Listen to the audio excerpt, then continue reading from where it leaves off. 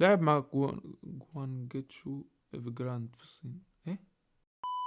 في بداية الألفينات لما كان حد يقول كلمة موهبة برازيلية، روبينهو كان الاسم اللي دايما بيجي في بالك. الناس دايما كانت شايفاه خليفة بيليه، اللاعب اللي هيعيد أمجاد الكرة البرازيلية. لكن للأسف القصة ما كملتش زي ما كان الكل متوقع. النهارده هنتكلم عن روبينهو، اللاعب اللي بدأ من القمة لكنه انتهى بطريقة حزينة جدا. روبينيو اتولد في 1984 في ساو فيسنتي، واحدة من أفقر المناطق في ساو باولو. كان بيحب الكرة من صغره ودخل أكاديمية سانتوس وهو عنده 13 سنة في 2002. وهو عنده 18 سنة روبينيو قاد فريق سانتوس لفوز تاريخي بالدوري البرازيلي بعد غياب 34 سنة. مهاراته كانت جنونية، مراوغات، تسديدات، وحركه خطوات الدراجه اللي كان بيعملها في كل ماتش تقريبا. في نهائي الدوري ضد كورنثيانز روبينيو عمل حركه الدراجه 7 مرات قدام المدافع في نفس الهجمه. المشهد ده كان سبب شهره روبينيو العالميه. في السنين اللي بعدها روبينيو كسب شهره كبيره في البرازيل، ارقامه كانت رائعه. في 177 ماتش مع سانتوس سجل 81 هدف وصنع عشرات الاهداف. فاز بكاس البرازيل وكوبا ليبرتادوريس عام 2004، البطوله اللي خلت الانديه الاوروبيه تدخل في صراع لضمه. في 2005 ريال مدريد كسب الصراع وضم روبينيو بصفقه قيمتها 30 مليون يورو، ووقتها كان عنده 21 سنه بس. في اول موسم ليه كان موسم واعد، سجل 8 اهداف وصنع 8 تانيين. لكن مع وجود لاعبين تانيين زي زيدان، رونالدو الظاهره، وفيجو، روبينيو كان دايما في ظل النجوم الكبيره. رغم كده ساهم في فوز ريال مدريد بالدوري الاسباني مرتين، 2006 2007 و2007 2008. لكن الامور ما كانتش كلها ورديه. روبينيو كان دايما بيحس انه ما خدش التقدير الكافي، خاصه لما الاداره فضلت التعاقد مع كريستيانو رونالدو بدلا من تجديد عقده. في 2008 روبينيو انتقل لمانشستر سيتي كاغلى صفقه في تاريخهم، وكانت تقدر ب 32.5 مليون جنيه استرليني. بدايته كانت قويه، سجل 14 هدف في الدوري الانجليزي في الموسم الاول ليه، لكنه بدا يواجه مشاكل مع المدربين خاصه مارك هيوز، وبدا يفقد التركيز بسبب السهر والمشاكل خارج الملعب. في يناير 2010 النادي قرر يرجعه اعاره لسانتوس، وكانت دي بدايه نهايه روبينيو في اوروبا. موسم 2010 2011 كان الافضل ليه بعد ريال مدريد، فقدر انه يسجل 14 جول وساعد ميلان على الفوز بالدوري الايطالي. لكن الاصابات والغياب عن التركيز بداوا يظهروا تاني، وبدا مستواه ينخفض تدريجيا. بعد ميلان روبينيو بدا يتنقل بين انديه في الصين، تركيا، والبرازيل. واضح انه بيدور على الفلوس اكتر من التحدي الرياضي، فلعب مع فريق جوانجيتشو ايفجراند في الصين، وبعدها مع سيفاس سبور واسطنبول باشاك شهير في تركيا. في كل محطه مستواه كان اقل من المتوقع، والجمهور كان بيسال ازاي اللاعب ده انتهى كده. رغم مشاكله روبينيو كان بيقدم مستويات كويسه مع المنتخب البرازيلي في بعض الفترات، فلعب 100 ماتش مع المنتخب وسجل 28 هدف. ساهم في فوز البرازيل بكوبا امريكا 2007 وكاس القارات 2005 2009. في كوبا امريكا 2007 كان هداف البطوله وسجل هدفين في النهائي ضد الارجنتين. نيجي لسنه 2017 ودي كانت النهايه المأساويه بالنسبه للاعب، فمحكمه ايطاليه حكمت على روبينيو بالسجن 9 سنين بسبب قضيه اعتداء حصلت سنه 2013 لما كان في ميلان. القضيه دي اثرت على سمعته بشكل كبير ودمرت اي فرصه ليه انه يرجع للواجهه. روبينيو كان عنده كل حاجه تخليه اسطوره، الموهبه، الشعبيه، وكل الادوات اللي محتاجها اي لاعب كبير. لكن سوء قراراته وعدم التزامه سواء في حياته الرياضيه او الشخصيه ضيعوه تماما. قصته درس لاي لاعب موهوب، الموهبه لوحدها مش كفايه. قولوا لنا في الكومنتات ايه اكتر لحظه فاكرينها لروبينيو، وهل كان ممكن يوصل لمستوى بيليه زي ما الناس توقعت. لايك وسبسكرايب،